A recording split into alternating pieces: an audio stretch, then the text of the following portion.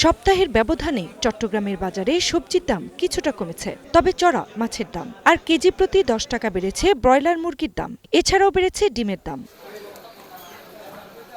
বন্দরনগরীর চকবাজার ২ নম্বর gate, কাজীর দেউরি ও বোদ্দারহাট এলাকার কয়েকটি বাজার ঘুরে এ চিত্র দেখা গেছে। ক্রেতা বিক্রেতারা জানান, গত মাসের তুলনায় সবজির দাম কমেছে।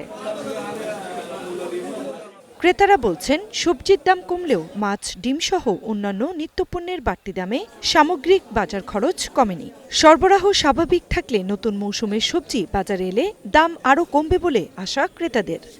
যেখানে সবজিগুলো উৎপাদন হয় সেখানে অনেক কম প্রাইসে ওখান থেকে বিক্রি হয় পাইকারি, কিন্তু এটা যখন বাজারে চলে আসে প্রায় ৩-৪ গুণ দাম বেশি হয়ে যায়।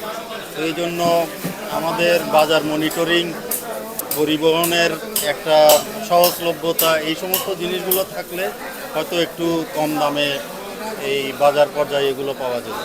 মাছ, মাংস এবং সবজির দাম অনেক বেশি বেড়ে গেছে এবং সাধারণের ক্রয় ক্ষমতার বাইরে চলে গেছে। যেমন আগে যে মাছ ৪০০ টাকা দিয়ে কিনতাম, আজকে সেটা ৯০০ টাকা বলতে। মাছ, মুরগি ও ডিমের বাড়তি দামে চাপে পড়েছেন ক্রেতারা। তবে বিক্রেতাদের দাবি, মাছের দামে বড় কোনো পরিবর্তন হয়নি। রুই মাছ গত সপ্তাহে বিক্রি করতাম ৪০০ টাকা, এখন ৪৫০ টাকা বিক্রি করতে হয়।